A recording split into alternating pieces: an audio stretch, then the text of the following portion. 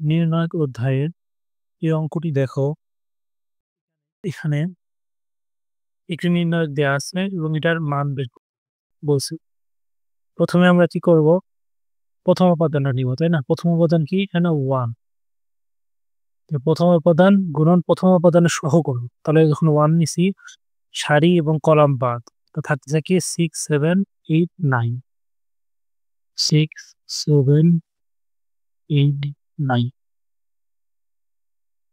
সূত্রের মাইনাস। দ্বিতীয় উপাদান কি আছে? 2। যখন 2 নিলাম, এই প্রথম সারি বাদ দ্বিতীয় কলাম বাদ, তাহলে থাকতেছে 3, 7, 4, 9। 3, 7, 4, 9 প্লাস তৃতীয় উপাদান হচ্ছে 5। এটার সহগুণ পেতে হবে, তাহলে 3, 6, 4, 8। 3, 6, 4, 8।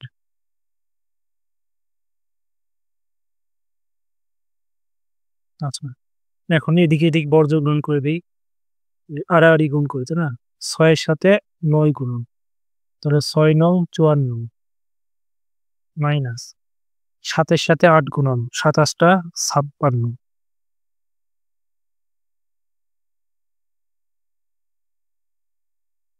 মাইনাস এর সাথে 1 গুণ আছে, তাই না? তাহলে 1 তো দেওয়ার দরকার নাই, তো -2।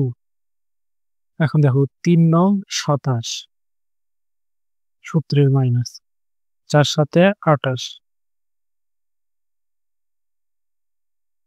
প্লাস 5।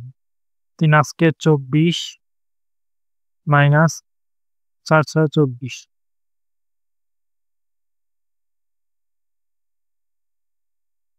এখন 54 থেকে 56 বাদ দিলে হয় -2 মাইনাস, আচ্ছা 27 থেকে 28 বাদ দিলে হয় -1, তাই না? -1 এর সাথে -2 গুণ করলে +2।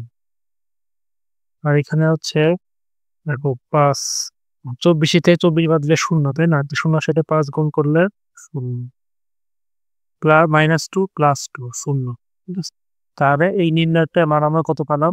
0। আরেকটি নির্ণয় দেখো, এখানেও এটার মান বের করতে বলছে। তাহলে প্রথম উপাদান কত? 2। তাহলে আমরা 2 নিলাম। তো 2 নিলে প্রথম সারি প্রথম কলাম বাদ, এখানে থাকতেছে 2 - 2 -3 -5। 2 -2 -3 -5, এরপরে সূত্রের মাইনাস। আচ্ছা, এখন সূত্রের মাইনাস ছিল, এখন আমরা কি নিচ্ছি? -1 নিচ্ছি, তাই না? দ্বিতীয় উপাদান, তাহলে মাইনাস মাইনাসে প্লাস, +1। তো -1 নিলে এদিকে বাদ, এদিকে বাদ, তাহলে 1 - 2, 3 - 5। 1 - 2, 3 - 5 প্লাস, এরপরে তৃতীয় উপাদান কি আছে? 1। তাহলে 1 যখন নিব আমরা, তাহলে প্রথম সারি এবং শেষ কলাম বাদ, 1, 2, 3 - 3। 1, 2, 3 মাইনাস,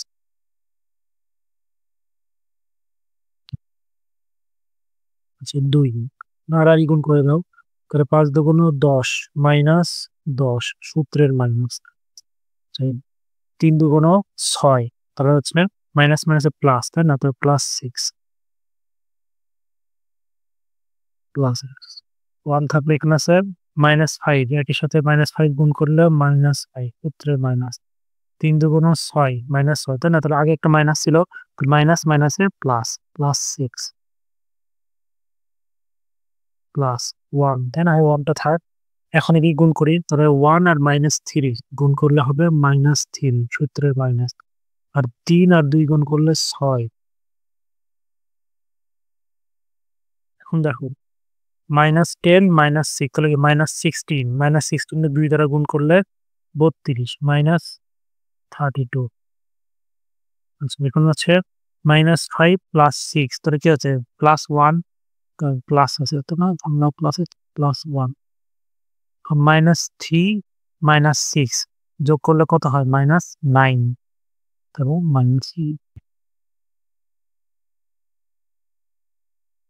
এখন 32 এর সাথে 9 যোগ করলে হবে হচ্ছে -41 -41 সাথে 1 ইয়া করলে হবে 40 ঠিক আছে? দেখো -32 -9 তাহলে কি হচ্ছে -41 -41 প্লাস 1 তাহলে +1 40 হতে +1 বাদ দিলে কি হয়ে যাচ্ছে -40 এটাই আমাদের আনসার।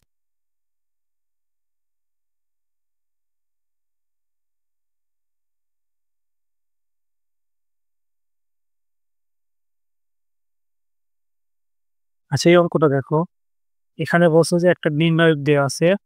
এই নির্ণায়কের উপাদান 6 এর অনুরাশি ও সহগুণক নির্ণয় করো। তাহলে এই 6 উপাদানটা কোথায় আছে দেখো তো? এই যে এইখানে আছে। ঠিক আছে? এটা হচ্ছে কত নাম্বার? ৩ নাম্বার সারি এবং ২ নাম্বার কলাম। তাহলে 6 উপাদানটা আমাদের ৩ নাম্বার সারি এবং ২ নাম্বার কলামে আছে। তাহলে ১ম এ কি করব আমরা? এই 6 উপাদানের অনুরাশি বের করব। তাহলে 6 এর অনুরাশি সমান। তাহলে দেখো 6 অনুরাশি মানে কি? এই 6 এর সারি বাদ 6 এর কলাম বাদ দিয়ে বাকি যে অংশটুকু বাকি কে থাকতেছে 1702 তাহলে 1702 এখন আর গুণ করে দাও। তাহলে ১ এর সাথে ২ গুণ করলে হচ্ছে ২ সূত্রের মাইনাস ৭ এর সাথে ০ গুণ করলে হচ্ছে ০ ২ এর থেকে ০ বাদ দিলে ২ আর 6 এর অনুরাশি আবার কত পাইলাম? ২ আচ্ছা, এখন এই পজিশন, তাই না? আর সহগুণক কি? অনুরাশির সাথে আমাদের উপযুক্ত চিহ্ন ব্যবহার করতে হবে, তাই না? তাহলে 6 এর সহগুণক কি হবে? এটা দেখো তো, এটা হচ্ছে কত নাম্বার কলাম? কত নাম্বার সারি? ৩ নাম্বার সারি আর কলাম হচ্ছে ২। তোমরা সেটা লিখি এখানে 6 এর সহগুণক। সহগুণক লিখে -1 টু দি পাওয়ার প্রথমে কি লিখবো? সারি সংখ্যা। তাহলে এটা কত নাম্বার সারি? 6 কত নাম্বার সারিতে আছে? ১, ২, ৩। ৩ নাম্বার সারিতে আছে। তাহলে 3 যোগ কত নম্বর কলামে আছে 6 টা? ১ নাম্বার, ২ নাম্বার। ২ নাম্বার কলামে আছে। তাহলে 3 যোগ 2 আর অনুরাশি আমরা কত বের করছি? ২। ঠিক আছে? এই ২ টা এখানে লিখলাম। তাহলে সহগুণক মানে কি? অনুরাশির সামনে শুধু উপযুক্ত চিহ্ন বসানোই আমাদের সহগুণক হয়ে যাচ্ছে।